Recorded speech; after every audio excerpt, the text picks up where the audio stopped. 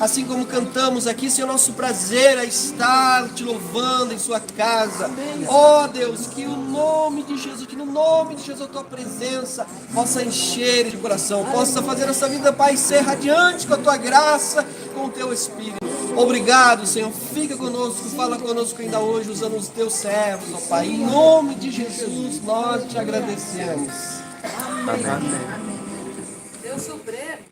Os irmãos podem se assentar. Nós vamos ouvir o recado de Deus, continuando aquilo que Ele já está falando a respeito dos louvores e da adoração. Certamente, algo de Deus está pronto e preparado para você nesta noite.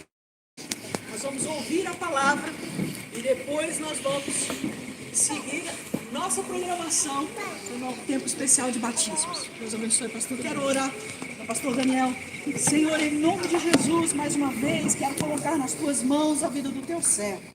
Use-o aqui, ó Deus, agora, para falar ao nosso coração aquilo que o Senhor tem para nós. É a oração que faço em nome de Jesus. Amém. Amém. Obrigado, pastora. Obrigado, meus amigos queridos. Prazer estar aqui mais uma vez. É uma alegria sempre muito grande estar com vocês e poder compartilhar um pouquinho do Evangelho, da graça do Senhor. E eu gostaria de falar hoje sobre uma aula de cristianismo, em que nós vamos ver o que é a música da graça.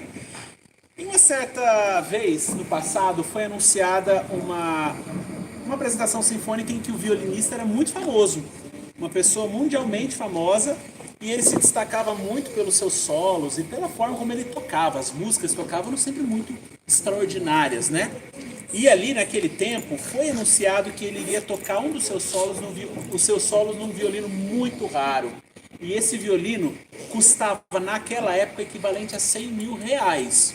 Já não era barato.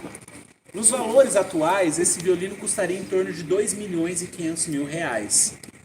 Então, o teatro estava completamente lotado, cheio, e a música que ele tocava era maravilhosa. As pessoas entravam naquele ambiente e eles estavam sendo inebriados por uma música tão perfeita. E quando ele iniciou a sua última peça, inesperadamente ele pegou o seu violino, lançou no chão e quebrou. Todos ficaram perplexos, com os olhos bem arregalados. Ninguém estava esperando aquilo lá, deixou. De repente ele quebrou o violino e saiu do palco. A plateia então ficou chocada. E então o maestro, que fazia parte de toda aquela encenação, virou para eles e falou assim, rindo, né, sorrindo: meus amigos, o violinista gostaria que vocês soubessem que esse violino que ele acabou de quebrar não é esse violino de 100 mil reais. É apenas um violino de 100 reais. Então, logo depois, o músico retornou ao palco, aí sim com um violino raro, e concluiu o seu último ato, com sua última música. E poucas eram as pessoas que de fato conseguiam perceber a diferença do som entre o violino raro e o violino de 100 reais. E essa lição que ele quis transmitir é simples e é sem dúvida muito importante, porque o violino é sem dúvida importante, mas muito mais importante é as mãos do mestre, que é capaz de tocar esse violino, de produzir uma música extraordinária. E essa ilustração, ela nos traz um encorajamento muito grande na nossa vida cristã. Porque, assim como você, eu não me vejo como um violino raro de 100 mil reais. Eu me vejo muito mais como aquele violino de 100 reais. E essa analogia, ela retrata muito bem a igreja, porque todos nós somos como se fosse uma orquestra. E essa orquestra é composta de muitos instrumentos diferentes, remidos por Cristo, pessoas comuns que estão unidas ali com um propósito só. Mas o que nos torna extraordinários é quem nós somos em nós mesmos. Não o que nós somos em nós mesmos, mas quem o Maestro nos torna. O nosso Senhor, Ele toca a nossa vida. Amém. Ele demonstra ao mundo aquilo que Ele é capaz de fazer através de você. Um violino de 100 reais. E é Ele quem merece a nossa ovação em pé. Não nós. É o Maestro que merece. Não é o violino que merece ser ovacionado, aplaudido. Porque ele, sem o Maestro, não faz nada. E o Senhor recebe toda a glória. As melodias da sua graça, elas devem ser tocadas em nós, através de nós. E o apóstolo Pedro, na sua primeira carta, no capítulo 3, em toda a sua carta, ele já vem trabalhando e mostrando a singularidade do cristão em uma cultura que frequentemente rejeitava a fé em Cristo Jesus. Aqueles cristãos eram perseguidos, viviam sofrendo as dificuldades, as amarguras do dia a dia. E ele apresentava aquela singularidade para crentes estrangeiros viverem em uma terra estranha. Nós somos estranhos a esta terra, nós somos estrangeiros, somos parte da família de Deus, do reino celestial. Então, na sua primeira carta, o apóstolo Pedro está explicando a respeito do governo humano estabelecido por Deus, as autoridades constituídas, o tratamento injusto que muitas vezes aquelas pessoas sofriam dos seus empregadores e principalmente como eles e como nós devemos morrer para nós mesmos, imitando o caráter de Cristo nos nossos relacionamentos. Pedro tá trazendo uma verdade a respeito de como nós devemos responder aos governos, às autoridades, aos tratamentos injustos. E agora Pedro ele tá trazendo um pouco mais de ampliação dessa sua perspectiva. Ele passa a mostrar como o cristianismo deve viver em todas as áreas da nossa vida. É assim que soa a música da graça. A graça do Evangelho. 1 Pedro 3, verso 8 vai dizer assim: por fim tenham todos o mesmo modo de pensar, sejam cheios de compaixão uns pelos outros, amem uns aos outros como irmãos, mostrem misericórdia e humildade. Olhando aqui a primeira sentença, por fim tenham todos o mesmo modo de pensar. Pedro está escrevendo para aqueles cristãos, ele está literalmente dizendo isso aqui, ó. Aprendam a fazer música juntos. Aprendam a tocar em harmonia uns com os outros. E daí ele fala dizendo, finalmente, ou conforme algumas traduções vai dizer, em conclusão, ou seja, da mesma forma que o sermão não termina quando o pregador diz para concluir, ele está dizendo, Pedro está resumindo tudo isso que ele ensinou anteriormente. Olha, finalmente, aprendam a tocar música juntos, ou seja, aprendam a viver em união. Amém. Expandindo para sua vida pessoal, para o seu trabalho, para o seu casamento e, por fim, para a igreja.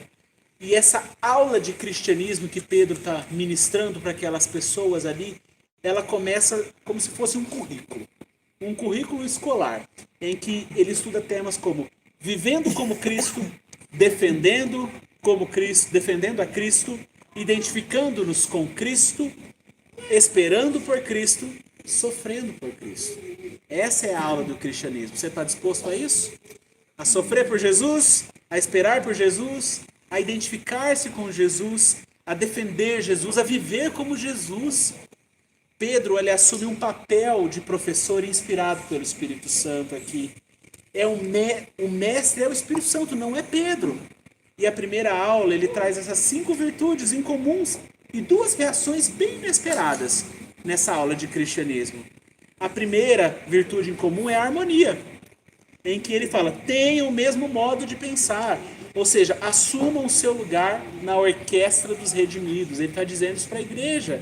Permita-me mudar um pouco a ilustração. A harmonia do corpo de Cristo, ela é tão importante como a harmonia do corpo humano, não é verdade? Em que se um membro, um órgão, não está lá mais ou menos, né? Não está operando tão bem, naturalmente todo o corpo vai sofrer. Já bateu seu dedinho do pé na quina? Parece que o corpo inteiro está doendo, né? É a mesma coisa. Quando existe desarmonia em nosso organismo, significa que isso é uma deficiência, isso é um problema. Nós chamamos de problema. Quando nós temos, por exemplo, células doentes, nós chamamos isso de quê? De câncer. Né? Células que estão se replicando, se multiplicando de uma forma desordenada. E isso, gente, da mesma forma, assim como isso é extremamente sério para a nossa saúde, também isso espiritualmente é muito sério para a igreja. Quando os membros começam a se destruir uns com os outros, a viver em desarmonia. Paulo advertiu aqueles cristãos da Galácia, ali em Gálatas capítulo 5, verso 15 a 16, assim. Mas se vocês estão sempre mordendo e devorando uns aos outros, tenham cuidado, pois correm o risco também de se destruírem. Por isso digo, deixe que o Espírito guie a sua vida. Assim não satisfarão os anseios da sua natureza humana. Quando nós vamos ao médico, geralmente a gente quer saber dos resultados, né? A gente não quer ficar ali batendo um papo com o médico, a gente quer, de fato. E aí, o que eu tenho, doutor? Me fala aí. Nós nos preocupamos com a nossa saúde física. Mas o quanto nós nos preocupamos com a saúde espiritual da igreja? Assim como nós nos preocupamos com a unidade do nosso corpo, para que tudo esteja correndo bem, o quanto você se preocupa com a unidade da tua igreja, com teu irmão em Cristo, com essa harmonia entre os irmãos. Assim, alguém uma vez observou com muita sabedoria e disse que Deus nunca nos pediu para criar a unidade na igreja. Mas Deus nos pediu para que nós a preservemos. A unidade já existe, foi Cristo que nos uniu. Nós somos um só, um corpo em Cristo Jesus. Amém. Deus não está pedindo para você criar unidade, ela já existe. Deus quer que você a preserve, Deus quer que você a proteja.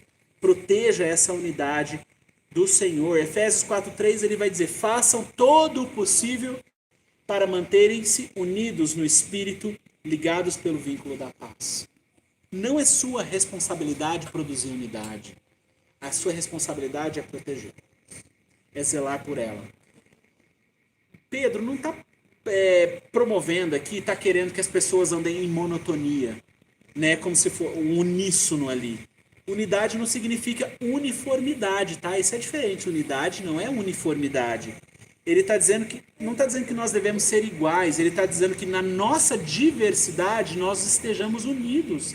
Naquilo que eu penso, naquilo que eu creio, naquilo que eu sou, eu seja unido com o meu irmão. Porque imagine se fosse todo só uma coisa só, monotonia, não ia vir harmonia. E é justamente esse primeiro ponto que Pedro está falando. Cadê a harmonia? Sejam harmônicos. A harmonia bonita dos instrumentos é por causa da sua diversidade, da sua variedade, os instrumentos tocando diferente, em tons, às vezes, em harmonias diferentes, juntando, formando uma linda, uma bela orquestra. Então, Deus deu dons diferentes, personalidades diferentes, capacidades diferentes, histórias de vida diferentes, para que na nossa unidade, nessas histórias diferentes, nesses dons diferentes, nós possamos nos unir e glorificar o Senhor. Unidade, amém? Amém. Todos esses elementos, debaixo da direção do grande maestro, que é o nosso Senhor, produzem uma música que é belíssima. Uma música da graça. Violinos de R$100, trompetes, trombones, saxofones, pianos, violões, bateria, clarinetes, flautas, todos em uma harmonia extraordinária e sendo conduzidos pelo Mestre. E Pedro literalmente traz uma exortação dessa maneira: vivam em harmonia uns com os outros. Amém. E essa é uma virtude extremamente incomum nos dias de hoje, não é verdade? A sociedade hoje ela é marcada pelo egoísmo, pela exaltação pessoal, pelos próprios direitos. Meu direito é o que eu quero, é a forma como eu penso, é aquilo que eu desejo. E é assim que tem que ser. Não existe essa ideia de o outro em primeiro lugar. Não existe harmonia com aquele que é diferente de mim, politicamente diferente de mim, ideologicamente. A sociedade ela é marcada pelo egoísmo, pelos meus próprios direitos. E a igreja possui uma oportunidade singular de demonstrar unidade em meio a todo esse caos que é a sociedade. A harmonia, ela traz um segundo aspecto muito importante que Pedro vai falar: compaixão. Ele escreve lá na lousa, ele escreveu harmonia, agora vai escrever compaixão. Ele fala o quê? Sejam cheios de compaixão uns pelos outros. Essa palavra compaixão significa literalmente compartilhar o mesmo sentimento da outra pessoa. Eu estou vendo a pessoa sofrer, eu estou compartilhando esse sentimento de dor que ela está sofrendo. E nos primeiros, por exemplo, João, ele relata principalmente o primeiro e último milagre do Senhor Jesus. E ilustram de uma maneira extraordinária essa compaixão do Senhor Jesus Cristo. O primeiro milagre, Jesus num casamento. Então, Jesus se compadece e ali faz a transformação da água no suco. O último milagre é registrado durante um funeral. E aí o que acontece? Nesses momentos, por exemplo, no casamento, é o momento mais alegre da vida humana. No momento funeral, geralmente é o momento mais doloroso da existência. Seja no momento mais alegre, quanto no momento mais doloroso, o Senhor se compadece. Amém. O Senhor Jesus se compadece. Então João ele registra isso perfeitamente, para mostrar que Jesus participou profundamente das emoções humanas. O autor de Hebreus usa essa mesma ideia quando ele diz assim, em Hebreus 4,15, nosso sumo sacerdote entende as nossas fraquezas. Que verdade maravilhosa, não é mesmo? Amém. Jesus, ele sente aquilo que nós sentimos. Ele conhece perfeitamente as nossas emoções. Ele está presente em todas as nossas lutas e dificuldades, os momentos alegres, os momentos ruins.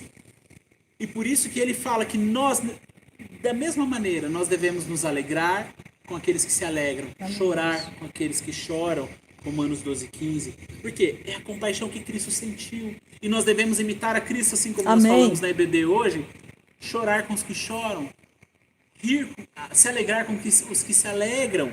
Isso é se compadecer. E como uma congregação como essa, certamente existem pessoas que estão enfrentando vários tipos de sofrimento aqui. Talvez dores físicas, talvez perdas, talvez lutas emocionais, crises familiares.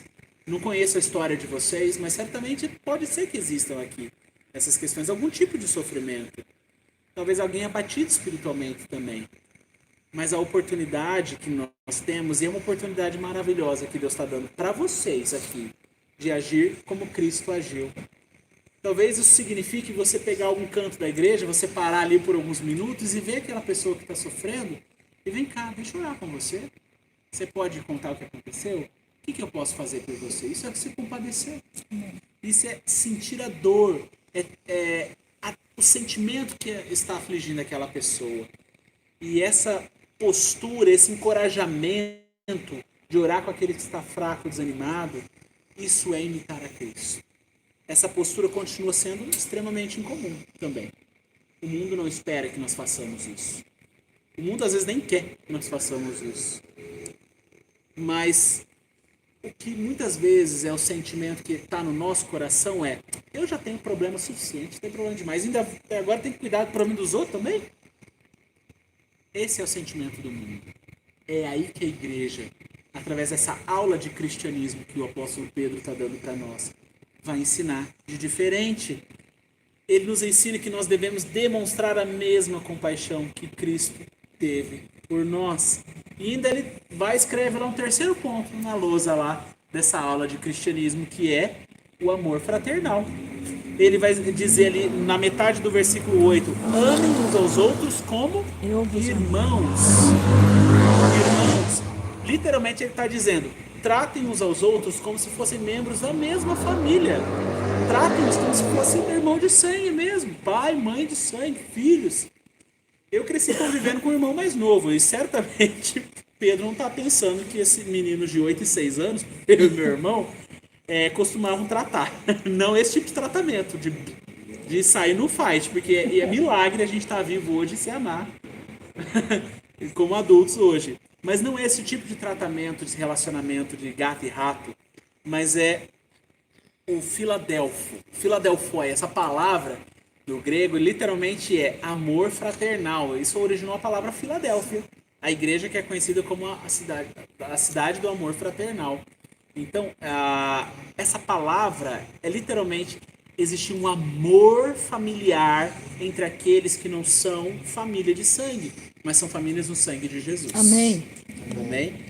Toda a igreja deveria ser conhecida pelo amor que tem entre os seus membros. Irmãos, irmãs, jovens, idosos, crianças, nutrirem esse amor, nutrirem essa compaixão, esse cuidado mútuo. É uma lealdade que essa palavra transmite, uma lealdade entre vocês. Lealdade entre cada um de vocês, buscando viver um vínculo natural, como se fosse um vínculo natural entre parentes. O cristianismo faz algo extraordinário. Ele leva pessoas que não têm qualquer tipo de parentesco aqui, a como se tivessem parentesco, a serem acolhidos, amados, como se fossem filhos, como se fossem irmãos.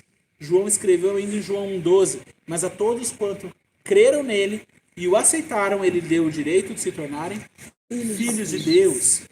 Mais tarde o apóstolo também vai falar ali na sua carta, em 1 João 3,1, vejam como é grande o amor do Pai por nós. Ele nos chama de filhos, o que de fato somos. Amém. Mas quem pertence a este mundo não reconhece que somos filhos de Deus, porque ele não conhece.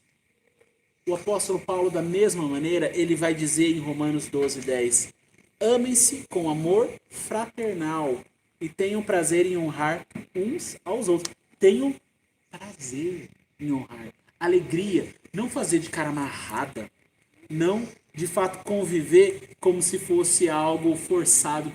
Ai, não quero fazer isso, não quero viver assim. Não, tenham alegria em ser família. Tenham alegria em servir, em cuidar. O autor aos Hebreus ele vai dizer, continuem a amar uns aos outros como irmãos. Hebreus 13:1. Essa é a linguagem da família de Deus. É isso que Deus, de fato, quer que vocês vivam. É isso que, de fato, Deus quer que vocês sejam como igreja. Como é a vida em família? Alguém uma vez escreveu muito bem. Na família, nós derramamos leite na mesa. Falamos coisas das quais nos arrependemos e frequentemente agimos de uma maneira imatura. Às vezes, sabemos muito mais do que obedecemos. Podemos insistir em fazer nossa vontade como uma criança pequena, emburrar-nos como um pré-adolescente ou reclamar como um adolescente. Isso também acontece na igreja, meus irmãos. Processo de amadurecimento. Assim como na família, nós estamos em constante processo de crescimento e lapidação, na igreja é a mesma coisa. Na igreja estamos sendo lapidados e precisamos de paciência, precisamos derramar graça, precisamos de lealdade e amor uns para com os outros. Pois isso é um processo de crescimento espiritual. Assim como o crescimento na família, relacionamento precisa ser afiado, na igreja é a mesma coisa. Estamos crescendo, assim como crianças emburradas crescem, pré-adolescentes também, que são ingratos, crescem, adolescentes reclamões crescem, também nós estamos crescendo. E daí vem o quarto ponto da sua aula de cristianismo, a misericórdia. Por fim, tenham todos o mesmo pensar e mostrem misericórdia perante essas pessoas. Pedro está falando de um sentimento que brota do íntimo dessas pessoas. E existe uma diferença muito importante entre misericórdia e compaixão. A compaixão, ela sente a dor da pessoa. A misericórdia, ela faz algo a respeito disso. Ela torna-se parte da solução. Ela não só percebe o problema, ela vai e faz. Então, o Império Romano, ele não possuía hospitais, não tinha asilos, não tinha orfanatos, não tinha nada disso. Os hospitais, na verdade, era para a família imperial, era para soldados. O cristianismo faz o quê? Se compadece dessas questões sociais, vai lá e cuida dos órfãos, cuida das viúvas, cuida dos doentes, cria asilos, cria hospitais. Os cristãos, eles não apenas se compadeciam da dor das pessoas, mas eles tinham misericórdia, eles agiam com cuidado. Então eles organizavam programas, milhões de escravos que viviam sem direito civil eram acolhidos, eram amados, eram cuidados pela igreja. O império não fazia isso, a igreja fazia. E tudo isso trouxe respostas conforme foram passando os séculos. Grande parte das instituições de assistência que nós temos hoje foram criadas por cristãos. Grandes instituições, grandes repartições, cristãos movidos pela compaixão, pelos necessitados, pelos doentes, pelos órfãos, pelas viúvas, pelos abandonados, pelos pobres. Eles não apenas sentiram a dor dessas pessoas, eles fizeram alguma coisa. O cristianismo no Novo Testamento, ele sempre produziu corações mais ternos, corações mais voltados ao próximo, dispostos a servir. E um quinto ponto que Pedro escreve na sua lousa é a resposta: mostrem humildade. Assim como nós devemos mostrar compaixão na igreja, devemos mostrar humildade também. E essa palavra literalmente é humildes em sua maneira de pensar, humildes de mente, tendo uma mente humilde. Pedro, ele não estava escrevendo sejam humildes na igreja. Ele também não estava escrevendo sejam humildes quando houver pessoas observando. Mas ele também nem escreveu sejam humildes enquanto eu promovo o meu livro, 3 maneiras de ser humilde como eu pratico todas elas. Não. Pedro está falando literalmente, sejam humildes onde somente Deus pode te ver. Seja humilde na sua casa, seja humilde no seu trabalho, seja humilde quando você está sozinho. O Rei da Glória, ele humilhou-se e serviu a todos, como diz em Filipenses capítulo 2. A maior prova de que nós estamos desenvolvendo uma verdadeira humildade é quando nós somos tratados como servos. Quando você é tratado como servo, qual que é a resposta do seu coração? Você aceita, você serve ou você acha ruim? Quando você é tratado talvez como inferior. Isso é verdadeira humildade. No primeiro século, essa virtude literalmente era completamente contrária àquilo que o Império Romano ensinava. Porque para eles, literalmente se você é um cara bravo, um cara corajoso, valente, a agressividade, tem poder, tem prestígio. Quem não era assim, era considerado humilde, era desvalorizado, não tinha valor nenhum. Era tratado como um qualquer. No século XVII, existiam proprietários de terra que organizavam grandes expedições de caça. Então eles iam caçar, só que o que eles faziam ao ar livre, né? Eles levavam cozinhas, eles levavam criados, mordomos, bibliotecas, toda uma infraestrutura, um acampamento assim bem gourmet para caçar. Então eles caçavam, terminavam de caçar, os empregados, os servos ali, os mordomos, cozinhavam a caça, então eles se banqueteavam ali naquela mesa, enquanto os servos sobravam o que para eles? As vísceras, o resto. Eles comiam o resto, né? E isso no inglês antigo era chamado de umbels. Umbels. E eles limpavam essas vísceras e juntavam ali com milho, juntavam com umas coisinhas ali, umas verduras, e fazia uma massa, fazia uma torta, chamava humble pie, torta de humble, né? Com o passar do tempo, essa expressão mudou para humble pie. Humble, em inglês, significa humilde. Torta da humildade. E o que acontece? Essa experiência passou a significar que toda vez que uma pessoa era contrariada, em que alguém sofreu uma derrota, ele literalmente tinha que comer essa torta da humildade. Engolir o orgulho. E ninguém gosta de comer a torta da humildade. Você gosta? Ninguém gosta de comer a torta de engolir o nosso orgulho, a torta do nosso orgulho.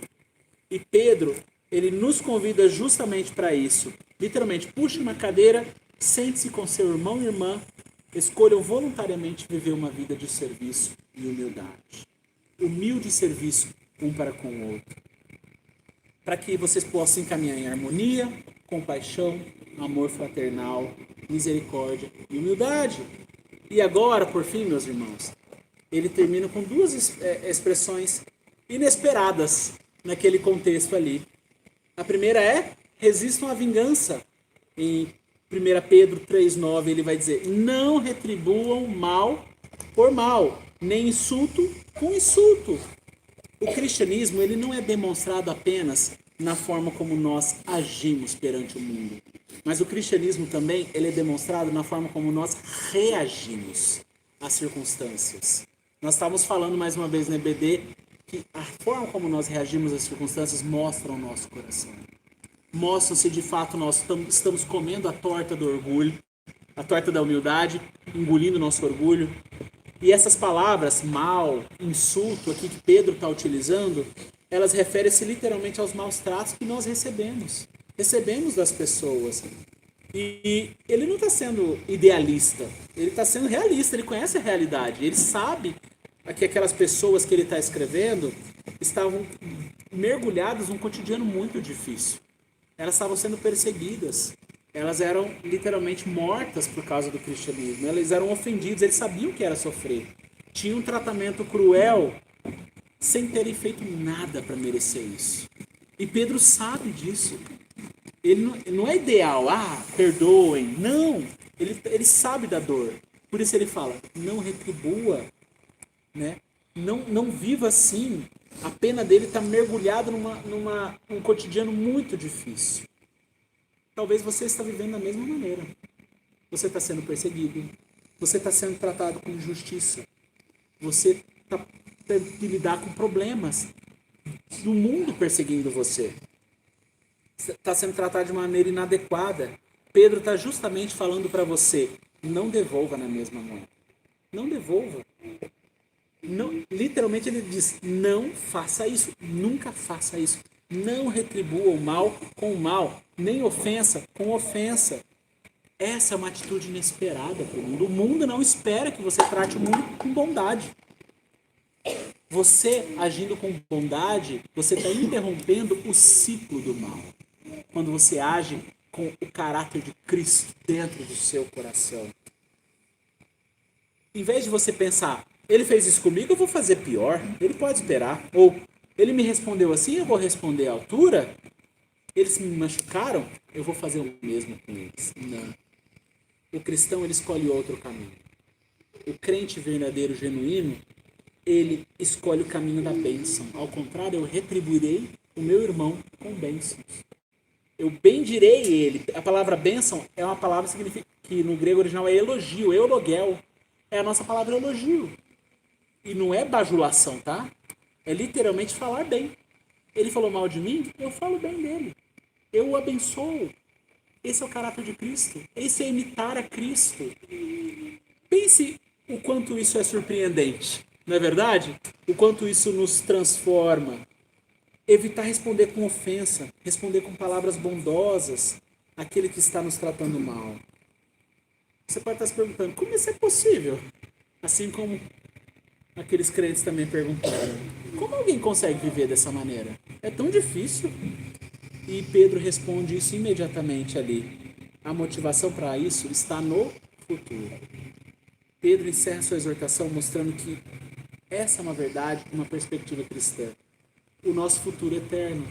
Ele fala, foi para isso que vocês foram chamados. A bênção que lhes será concedida na eternidade. Vocês não fazem isso para ter uma vida boa aqui na Terra.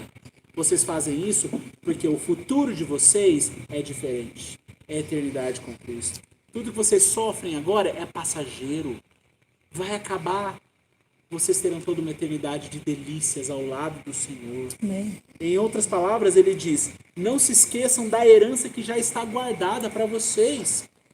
Uma bênção eterna que você não consegue medir. Uma graça que ele concedeu gratuitamente. Tamanha misericórdia Deus nos tratou. E Ele quer que nós façamos o mesmo com os nossos irmãos. Agir com essa misericórdia. Enquanto nós caminhamos rumo a essa herança eterna, nós devemos espalhar bênçãos pelo caminho. Nunca se esqueçam do lugar para onde vocês estão indo.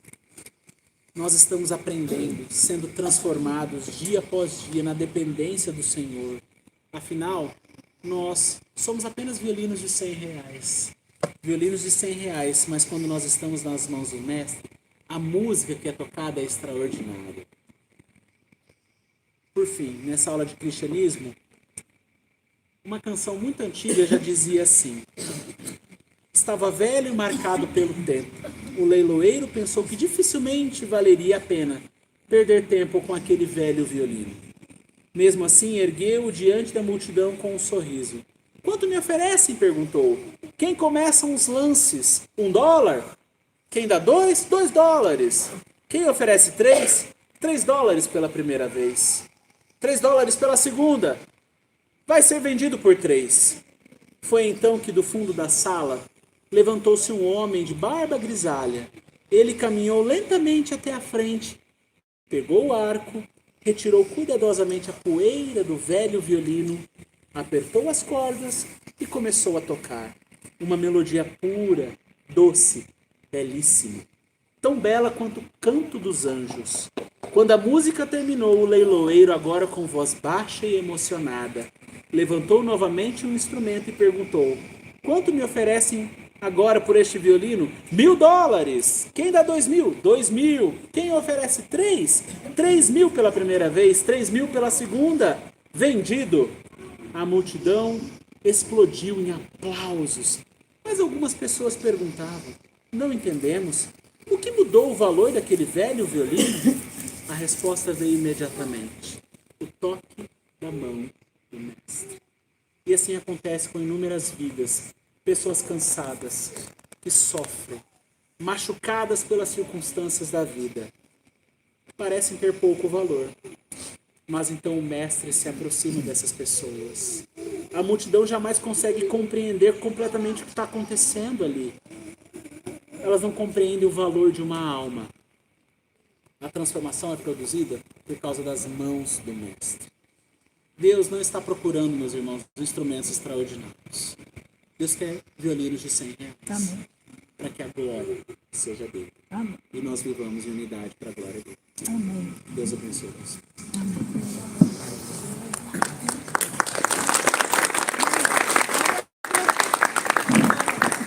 Aleluia. Eu quero então chamar os novos integrantes dessa orquestra que vão firmar esse pacto hoje. Quero chamar aqui à frente Luiz Gabriel.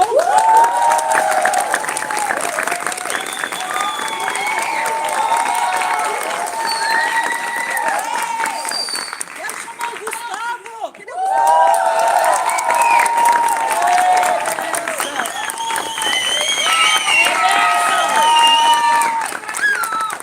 Os guardiões. Eu quero chamar os discipuladores deles.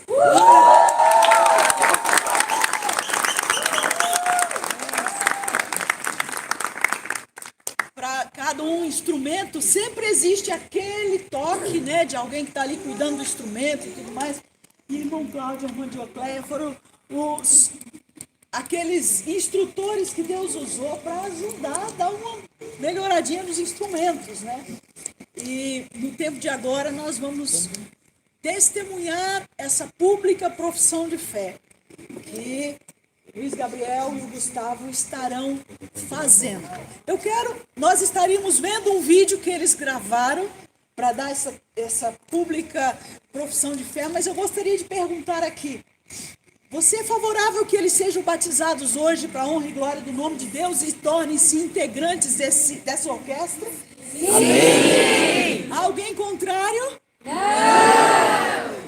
Então, mais uma vez, feche os seus olhos, abaixe a sua cabeça. Eu gostaria que a irmã Diocléia ficasse do lado de cá, os discipuladores. Estenda a sua mão, nós vamos orar por eles e depois aqui vamos fazer um movimento.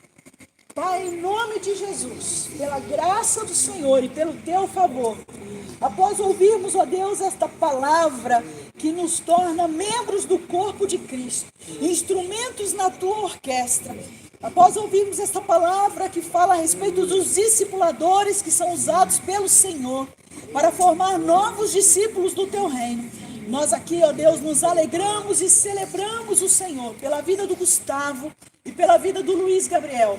Obrigado, ó Deus, pela vida da irmã Diocléia e do irmão Cláudio, que o Senhor usou para discipulá-los. E que a tua bênção e a tua graça continue sobre eles. E que nós, como igreja, possamos também ser abençoados e abençoá-los através desse tempo. Assim oramos, aceitando e recebendo esta membresia para a glória e honra do teu nome, em nome de Jesus. Amém? Amém. A igreja de Deus diz? Amém.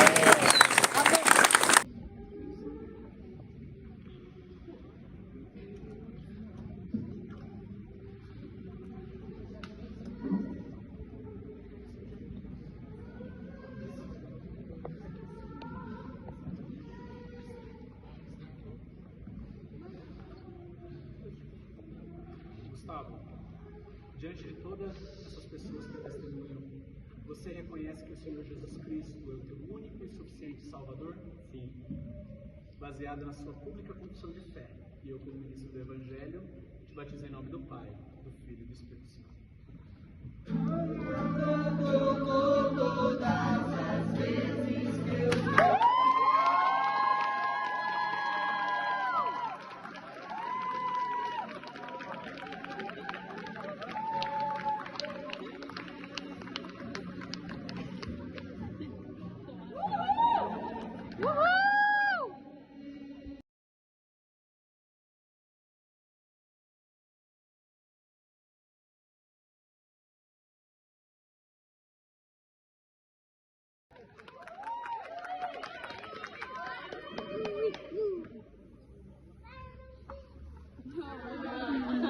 Gabriel, diante de todas essas pessoas que testemunham hoje esse passo de fé, você reconhece que o Senhor Jesus é o teu único e suficiente Salvador? Baseado na sua pública confissão de fé, eu, como ministro do Evangelho, te batizo em nome do Pai, do Filho e do Espírito Santo. Aleluia!